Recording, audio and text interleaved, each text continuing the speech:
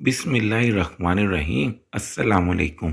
تعلیم میں نمایاں پوزیشن لینے والے ایک نوجوان جس کا نام احمد تھا، ملک کی ایک بڑی اور نامور کمپنی میں اداراتی منصب کے لیے درخواست جمع کروائی اور اسے ابتدائی طور پر اس منصب کے لیے موزوں امیدوار قرار دے کر فائنل انٹرویو کے لیے تاریخ دے دی گئی۔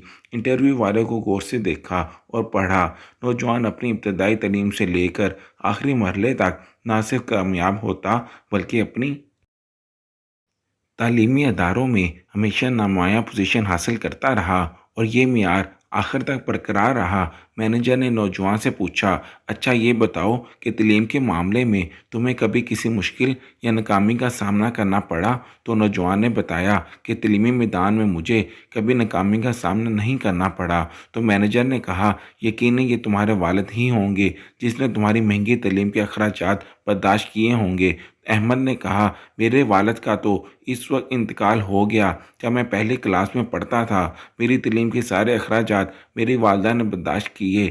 مینیجر نے پوچھا کہ تمہاری والدہ کیا کرتی ہیں؟ تو نوجوان نے بتایا کہ میری والدہ دوبن ہیں جو لوگوں کے کپڑے دھوتی ہیں۔ مینیجر نے اچانک نوجوان سے کہا کہ اپنے ہاتھ سامنے کرو۔ اس نے اپنے ہاتھ آگے کیے تو مینیجر نے کہا کہ آپ کے ہاتھوں کی نزاکت دیکھ کر معلوم ہوتا ہے کہ زندگی میں پڑھائی کے علاوہ تم نے کبھی کوئی کام کیا ہی نہیں۔ نوجوان نے سر ہلایا۔ مینیجر نے کہا، اچھا احمد یہ بتاؤ کہ کبھی تم نے کپڑے دھونے میں اپنی ماں کا ہاتھ بٹایا ہو؟ تو احمد نے کہا، نہیں ایسا تو کبھی نہیں ہوا۔ میری ماں ہمیشہ مجھے اپنا سبق یاد کرنے کا کہا کرتی تھی۔ ان کا کہنا تھا کہ کپڑے میں خود دھوؤں گی۔ میں ہمیشہ اپنی کتابوں کا مطالعہ کرتا اور ویسے بھی میری ماں جتنی تیزی سے کپڑے دھوتی تھیں اتنی پھرتی سے تو میں کام نہیں کر سکتا تھا۔ مینیجر نے کہا کہ تمہارے تعلیمی ریکارڈ سے بہت متاثر ہوا ہوں، مگر جاب پر رکھنے کی ایک شرط ہے، تم ایک دن کے لیے اپنی ماں کی جگہ خود دھوبی گھاٹ جاؤ گے اور سارے کپڑے اپنے ہاتھوں سے دھو گے۔ اس کے بعد فیصلہ کیا جائے گا کہ تجھے جاب پر رکھا جائے یا نہیں۔ نوجوان کو یہ شرط بہت عجیب لگی، مگر کام ملنے کی اطمینان اور خوشی نے اسے جلد سے جلد گھر جانے پر مجبور کیا۔ گھر جا کر اس نے ماں کو سارا واقعہ بیان کیا اور جلدی سے ماں کے کپڑے دھونے لگا اور کہا کہ آج میں آپ کی جگہ خود دھوبی گھاٹ جاؤں گا اور سارے کپڑے دھوؤں گا۔ آخر نوکری کا ملنا اس کام سے جڑا ہوا تھا۔ نوجوان کی ماں نے خوشی تو محسوس ضرور کی، مگر ساتھ ہی ساتھ اس نے یہ شرط بڑی عجیب بھی لگ رہی تھی۔ دماغ میں طرح طرح کے وسوسے اور خیالات آ رہے تھے کہ آخر یہ نوکری حاصل کرنے کی کون سی شرط ہے؟ ایسی شرط رکھنے پر کمپنی والوں کو کیا درکار ہے؟ اس سے تو پہلے ایسا کبھی نہیں سنا تھا، نہ ہی کہا تھا۔ مگر ان سب باتوں کے باوجود ماں نے اپنے ہاتھ بیٹے کے سامنے بڑھا دیے۔ احمد نے اپنی ماں کے ہاتھ دھونا شروع کیے۔ ہاتھوں کا کرکرا پن یہ چیخ چیخ کر بتا رہا تھا کہ اس نے اپنے بیٹے کی خاطر بہت مشقت کی تھی۔ نوجوان کی آنکھوں سے آنسو جاری ہو گئے۔ آج پہلی بار اسے اپنی ماں کی طویل محنت کا اندازہ ہو رہا تھا، وہ محنت جو اس نے اپنے بیٹے کے روشن مستقبل کے لیے کی تھی۔ ہاتھ کھرکھرے تو تھے ہی، ساتھ ساتھ بہت سی گانٹیں بھی تھیں۔ آج نوجوان کو پہلی بار محسوس ہو رہا تھا کہ یہ کھردرا پن اگر اس کی تعلیم کی قیمت چکاتے چکاتے ہوا ہے تو یہ گھنٹے اس کی ڈگریوں کی قیمت کے طور پر پڑی تھیں۔ نوجوان ہاتھ دھونے سے فراغت پا کر خاموشی سے اٹھا اور میلے کپڑوں کی گٹری اٹھا کر دھوبی گھاٹ روانہ ہوا۔ کپڑوں کی گٹری کھولی تو ایک میلی سی قمیض کی جیب بہت بھاری محسوس ہوئی۔ ایسا لگ رہا تھا کہ جیسے جیب میں کچھ رہ گیا ہے۔ جب نوجوان جیب کھولی تو حیران رہ گیا، کیونکہ اس میں 5,000 کے کافی نوٹ تھے۔ یہ لاکھوں روپے تھے جو اس کی قسمت بدل سکتے تھے۔ اس نے پیسے نکال کر اپنی جیب میں ڈالے اور کپڑے دھونا شروع کیے۔ سارا دن کپڑے دھو دھو کر وہ ہلکان ہو چکا تھا۔ شام کو گھر واپس آیا تو اس بات کی نشاندہی کی کہ یہ قمیض کس کی ہے۔ اس نے ماں سے پوچھا۔ ماں نے اسے بتایا کہ یہ فلاں تاجر کے کپڑے ہیں۔ وہ پیسے اس نے ماں کے حوالے کیے تاکہ وہ ان کو واپس کر دے۔ आज के दिन थोड़े से कपड़े धोने की वजह से इसका जिस्म हलकान हो चुका था। सारा सारा दिन ज़बान पर कोई शिकवा लाए बगैर कपड़े धोने वाली माँ से बातें करना इसे अच्छा महसूस हो रहा था। दिल था कि किसी भी तरह बातों से बाहर नहीं रहा था। दूसरे दिन वो दोबारा इसी कंपनी के दफ्तर गया। नौजवान के चेहरे से जगराते की जलन नुमायाँ नज़र आ रही थी, तो आंखों में तैरती हुई नमी किसी की नदामत और अफसरदगी की कहानी सुना रही थी। मैनेजर ने इससे पूछा कि कल जाकर तुमने क्या किया, कल होने वाले वाक़यात हमारे साथ शेयर करो। तो नौजवान ने मुख्तसर बताया कि कल जाकर मैंने अपनी माँ के हाथ धोए, फिर वो कपड़े उठाए और धोबी घाट रवाना हुआ। हत्ता कि कपड़ों से मिलने वाले पैसों का भी इसने जिक्र कर डाला। मैनेजर ने कहा कि ये हमारी तरफ से तुम्हारी ईमानदारी का टेस्ट था। कितने सारे पैसे देकर भी तुम्हारा ईमान डगमगा नहीं गया। ये हमने चेक करना था। इस बात की खुशी हुई कि तुम इस इम्तिहान में कामयाब हुए। मैनेजर ने मज़ीद कहा कि मैं तुम्हारे महसूसात को पूरी ईमानदारी और सच्चाई के साथ सुनना चाहता हूँ।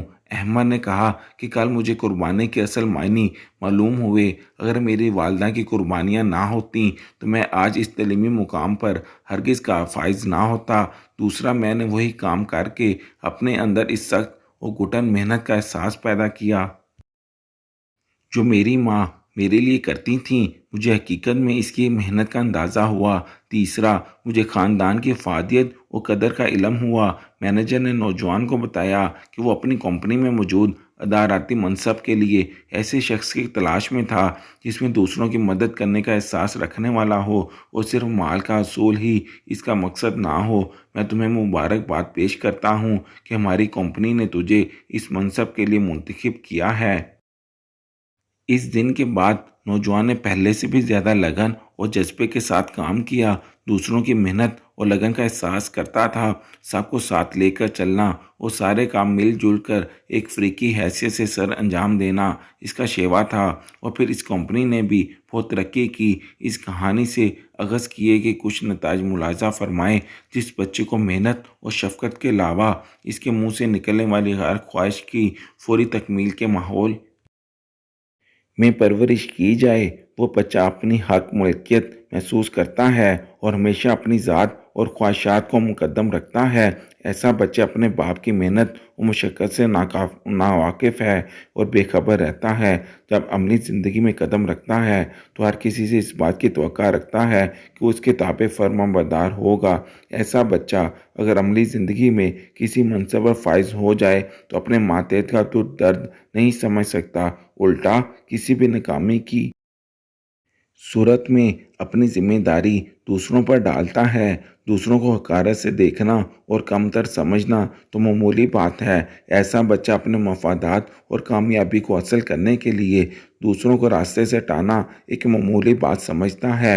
देख लीजिए, अगर हम अपनी औलाद की तरबियत इसी अंदाज से कर रहे हैं तो क्या हमारे मकसद हैं हम इनकी हिफाजत कर रहे हैं या फिर इनकी बर्बादी के असबाब फराहम कर रहे हैं। हो सकता है कि आपका बच्चा एक बड़े से और आलीशान घर में रहता है, अनवाع इकसाम के खाने खाता हो, इंजीनियर की तालीम हासिल करता हो, किसी प्रोजेक्ट या फिर किसी बड़ी स्क्रीन वाली टीवी पर अपना पसंदीदा प्रोग्राम देखता हो। लेकिन अगर कभी वो अपने घर के लान का घास काटना चाहे तो इस काम का तजर्बा तो करने दीजिए।